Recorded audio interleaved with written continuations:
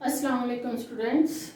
आज हम जमायत नहम का लेक्चर है, हमारा उर्दू का लेक्चर। ये लेक्चर है मिर्ज़ा गालिब के अदात व फ़साइल के मुतालिक, जो मौलाना अल्ताफ़ सैनहाली ने लिखा। मौलाना अल्ताफ़ सैनहाली ने बेटा चूँकि मिर्ज़ा गालिब के शागिर्द थे, शायरी में शागिर्द थे, इसलिए उनको बड़े नज़दीकी से, बड़े बेहतरीन तरीके से जानते थे। उनकी ज़िंदगी के मुतालिक जो उन्होंने किताब लिखी, उसका छोटा सा कथा हमारी 9th क्लास में दिया गया है।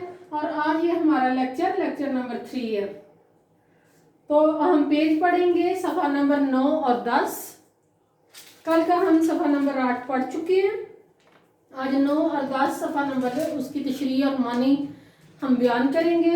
मानी में आपको पढ़ाने से पहले मानी थोड़े से एक्सप्लेन कर दूं कि मालीदा ऐसे कपड़े को पश्मीने का कपड़ा कहते हैं जो मिर्ज़ा गालिब के दौर में एक महंगा कपड़ा समझा जाता था।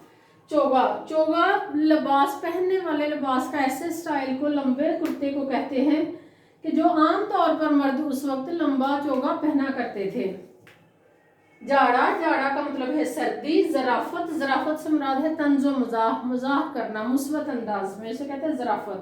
इसीलिए मिर्ज़ा गालिब को हैवान ज़रीफ़ भी कहा जाता था। वो ज़राफ़त का बहुत ज़्यादा इस्तेमाल करते थे। दीवान खाना होता है ड्राइंग रूम से मुराद यानी नशिस्त, बैठने की जगह। दालान से मुराद होता है अंदरूनी हिस्सा, जैसे बरामदा वगैरह घर के अंदर जब हम दाखिल हो जाते हैं तो अंदरूनी हिस्सा जो है। हिफ्ज़े वज़ा से मुराद है इज़्ज़त अफजाई करना, इज़्ज़त की खातिर, रिस्पेक्ट देना।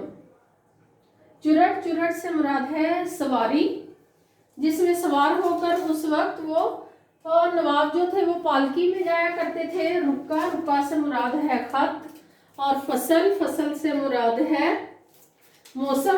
फसल बाब को भी कहते हैं, चैप्टर नंबर 1, चैप्टर नंबर 2 उसको भी फसल कहते हैं। यहाँ पर जो फसल आया है वो आमों की फसल यानी आमों का मौसम आया है। बहिंगी से मुराद है टोकरी।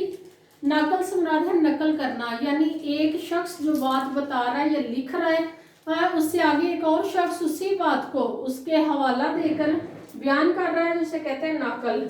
मसाहब से मुराद है हुकूमती ओहदेदार। मसाहब यानी हम बादशाह के साथ उस वक्त जो ओहदेदार हुआ करते थे उन्हें हम हुकूमती ओहदेदार यानी मसाहब कहते हैं। दीवान खाने का मतलब होता है ड्राइंग रूम।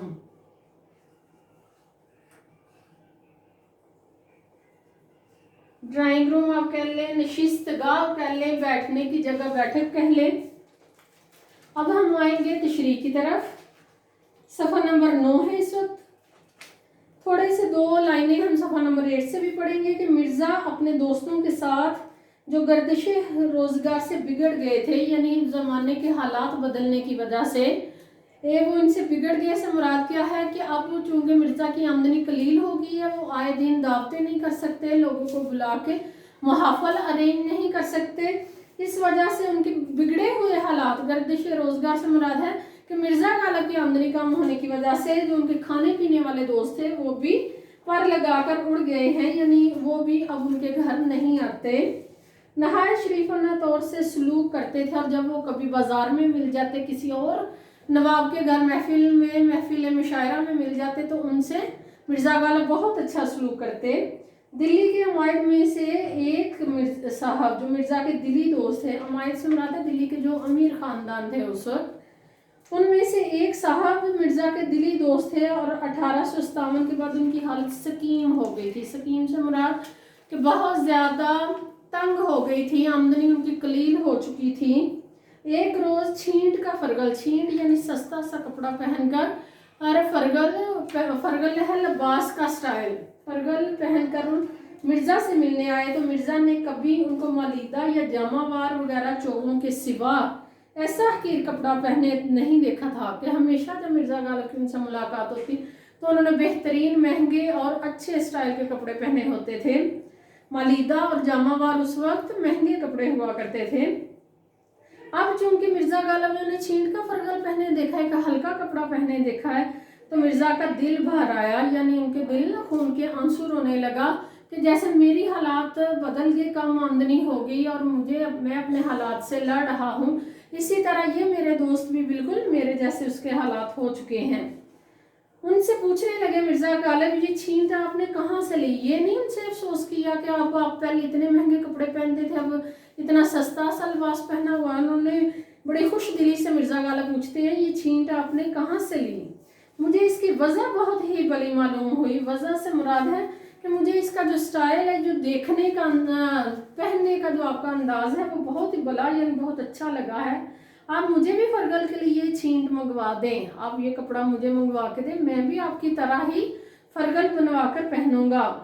उन्होंने कहा ये फरगल आज ही बनकर आया है, मैंने इसी वक्त इसको पहना है, अगर आपको पसंद है तो यही हाजिर है। वो भी हम मिर्ज़ा गालिब के दोस्त हैं, वो भी दिल के फराख हैं। अब उनके पास जो एक सस्ता सा कपड़ा है वो भी वो देने के लिए मिर्ज़ा गालिब को तैयार हो गए हैं कि मैं तो आज ही बनकर आया है और मेरे पास तो यही है, तो आप फौरन आप लें। और आप लेकर मिर्ज़ा गालिब को कहने लगे पहन लें अगर आपको यही पसंद है।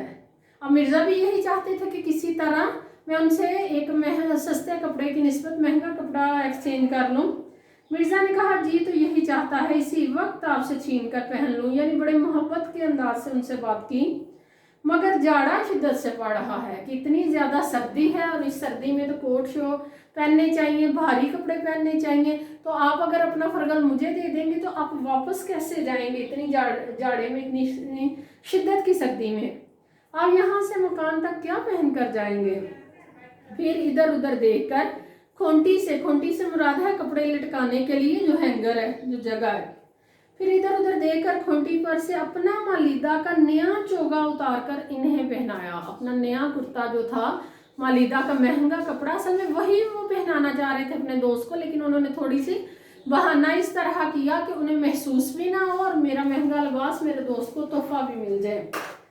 फिर इधर उधर खोंटी पर से अपना मालीदा का नया चोगा उतार कर इन्हें पहनाया और इस खूबसूरती के साथ वो चोगा इनकी नजर किया। नजर से मुराद है कि उनको तोहफा दे दिया।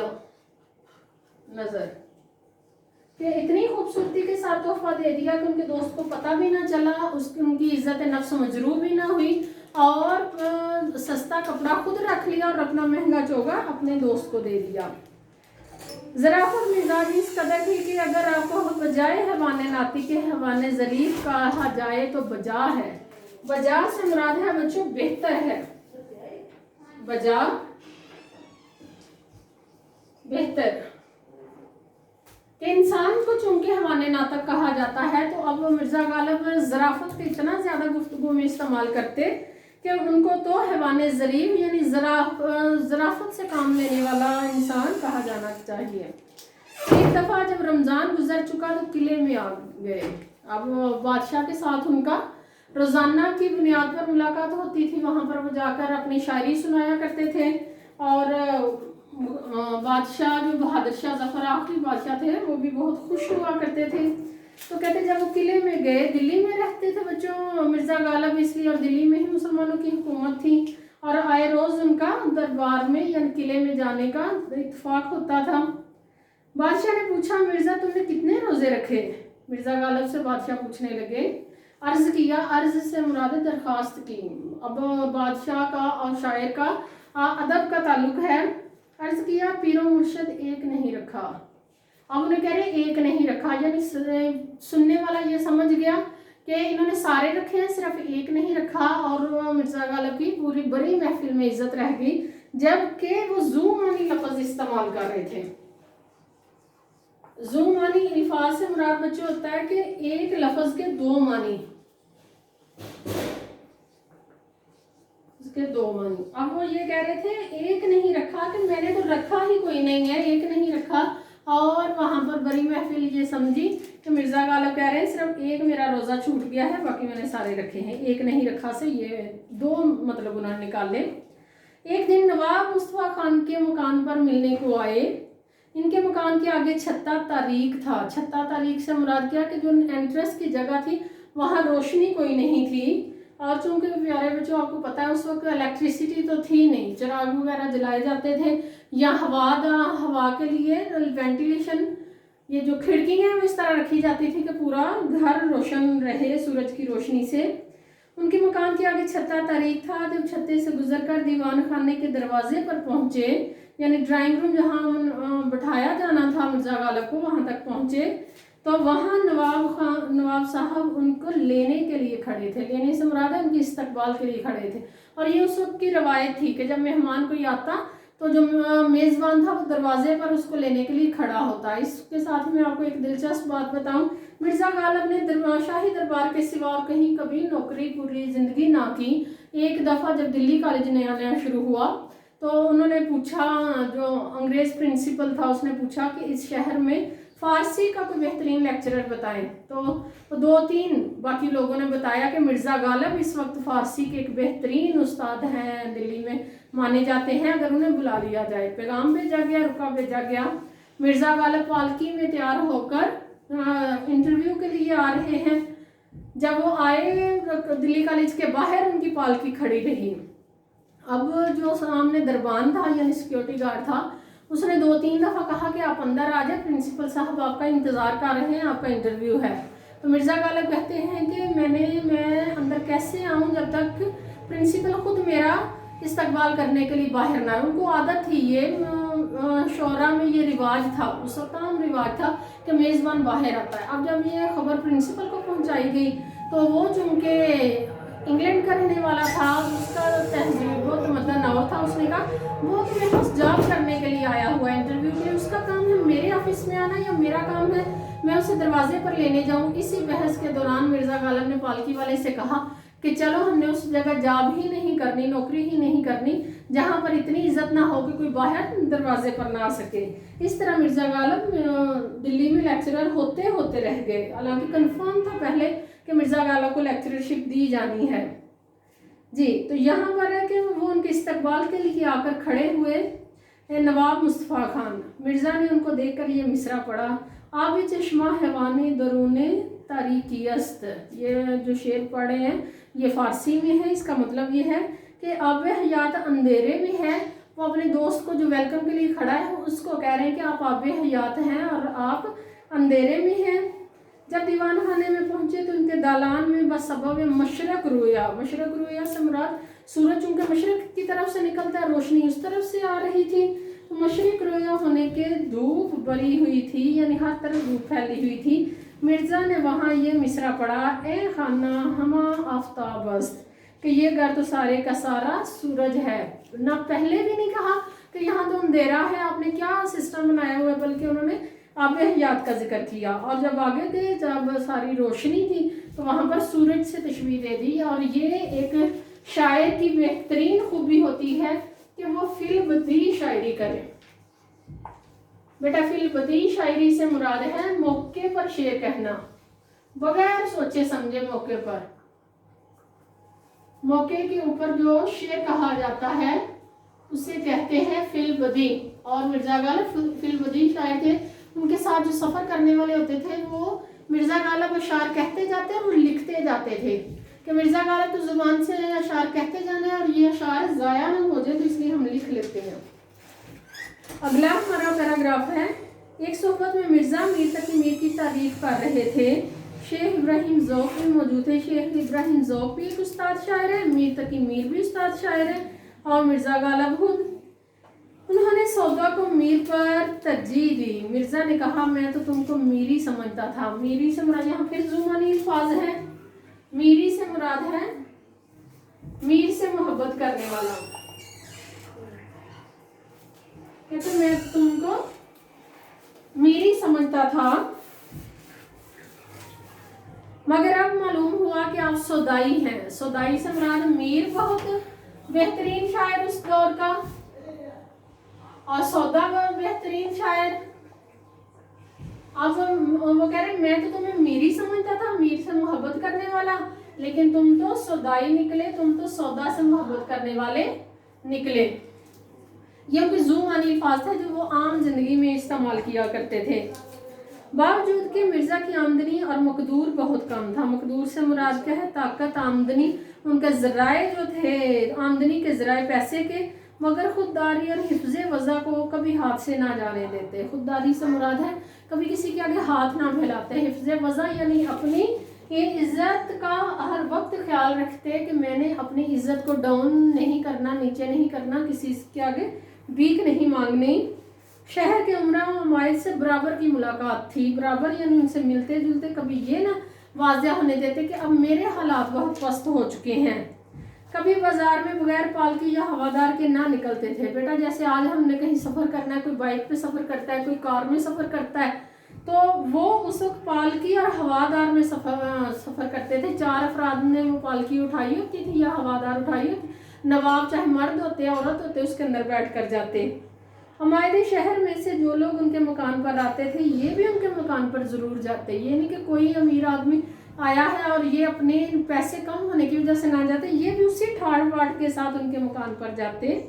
एक रोज़ किसी से मिलकर नवाब मुस्तफ़ा खान मरहूम के मकान पर आए। मैं भी इस वक्त वहाँ मौजूद था। मैं भी से मुराद क्या है, मौलाना अल्ताफ हुसैन हाली कहते हैं, मैं उनका शागिर्द था, मैं भी वहीं पर मौजूद था। मैं भी उस वक्त वहाँ मौजूद था। नवाब साहब ने कहा, आप मकान से सीधे यहीं आए हैं या कहीं और भी जाना हुआ था? मिर्ज़ा साहब ने कहा, मुझको फलां साहब का एक आना देना था। आना अब तो मतरूक हो गई हुई है करेंसी, अब तो नहीं ये चलती, लेकिन उस वक्त आना से मुराद, अगर आज की करेंसी देखें तो 1 रुपये के समझे कि 25 पैसे जो है ना 4 आने होते हैं, और 4 आने से भी कम 1 पैसा। तो कहते फलां साहब का एक आना देना था, अव्वल वहाँ गया था, वहाँ से यहाँ आया हूँ। यानी एक आना लौटाने के लिए वो स्पेशल पालकी करवा के वहाँ पर गए थे। एक दिन दीवान फजलुल्लाह मरहूम चुरट में, चुरट भी सवारी है, मरहूम जो फौत हो चुके, चुरट में सवार मिर्ज़ा गालिब के मकान के पास से बगैर मिले निकल गए। वो मिर्ज़ा गालिब से मिलकर ना गए, उन्हें कोई काम था, वहाँ से चले गए। मिर्ज़ा को मालूम हुआ तो उन्होंने एक रुक्का दीवान जी को लिखा, रुक्का यानी ख़त लिखा। मजमून यानी उस ख़त का उन्वान ये था, आज मुझको इस कदर नदामत हुई, इस कदर शर्मिंदगी हुई कि शर्म के मारे मैं ज़मीन में गड़ा जाता हूँ। मुझे शर्म आ रही है कि मेरा दोस्त मेरे दरवाजे से गुजरा और मुझको मिलने ना आया। इससे ज़्यादा और क्या नालायकी हो सकती है कि आप कभी ना कभी तो इस तरह से गुजरे और मैं सलाम को हाजिर ना हूँ, कि आप मुझे सिर्फ पहले इतला कर देते तो मैं खुद दरवाजे पर खड़ा होकर आपको इस्तकबाल करता, आपको सलाम करता। जब ये दीवान जी के पास पहुंचा तो वो नहायत शर्मिंदा हुआ और उसी वक्त गाड़ी में सवार होकर मिर्ज़ा साहब से मिलने को आए। यानी मिर्ज़ा गालिब उन लोगों में से थे जिन्होंने दोस्तियां पूरे बरे सगीर में की हुई थी, चाहे ख़तो किताबत के ज़रिए, चाहे मिलने जुलने के ज़रिए। अगला हमारा पैराग्राफ है, फवाका में आम उनको बहुत मरगूब था। यानी फलों में सबसे ज़्यादा जो मरगूब, सबसे उन्हें पसंदीदा फल था वो उनका आम था। आमों की फसल में, आमों के मौसम में उनके दोस्त दूर दूर से उनके लिए उम्दा बेहतरीन आम बेचते थे और वो खुद अपने बाज़ दोस्तों से तकाजा करके उनसे कहकर भी आम मंगवाते थे। एक रोज़ मरहूम बहादुर शाह आमों के मौसम, अब जब लिख रहे हैं मौलाना अल्ताफ हुसैन हाली, अब बहादुर शाह ज़फ़र की डेथ हो चुकी हुई है, इसलिए वो मरहूम लिख रहे हैं। आमों के मौसम में चंद मुसाफिरों के साथ, चंद अपने ओहदेदारों के साथ, जिनमें मिर्ज़ा भी थे, बाग़े हयात बख्श या मेहताब बाग में टहल रहे थे, चहलकदमी कर रहे थे बादशाह। आम के पेड़ रंग बिरंग के आमों से लदे हुए थे। यहाँ का आम बादशाह या सलातीन या बेगमात के सिवा किसी को मुयस्सर नहीं आता था। यानी बेहतरीन किस्म के वो आम थे और सिर्फ बादशाह, उनके सुल्तान, उनकी बेगमात ही खाया करते थे। मिर्ज़ा बार बार आमों की तरफ देखते थे। मिर्ज़ा ने पूछा, बादशाह उनसे कहने लगे, मिर्ज़ा इस कदर गौर से क्या देखते हो? मिर्ज़ा ने हाथ बांध कर अर्ज किया। अब हाथ बांधने से मुराद है अदब को मलहूज रखते हुए, इसको देखता हूँ, यानी वो आम की तरफ इशारा पेड़ की तरफ करके कहते इसको देखता हूँ, किसी दाने पर, दाने से मुराद है किसी एक पीस पर, एक टुकड़े के हिस्से पर, एक आम पर मेरा और मेरे बाप दादा का नाम भी लिखा है या नहीं? बादशाह मुस्कुराए और इसी रोज़ एक महंगी से मुराद एक टोकरी उम्दा आमों की मिर्ज़ा को भिजवाई। इस तरह मिर्ज़ा क्या करते थे, जो उनके दिल की बात होती थी वो ज़राफ़त में, मजाक में वो कह दिया करते थे ताकि दूसरे तक पहुंच जाए। मिर्ज़ा हालांकि वो शायर थे, लेकिन उनकी उस वक्त अदब को लिहाज में रखते हुए इतनी जुर्रत नहीं थी कि वो बादशाह से कहते कि मुझे भी इनमें से एक टोकरी आम की चाहिए। इसलिए उन्होंने ज़ुमानी अल्फाज में ऐसी बात कही कि बादशाह की समझ में वो बात आ गई।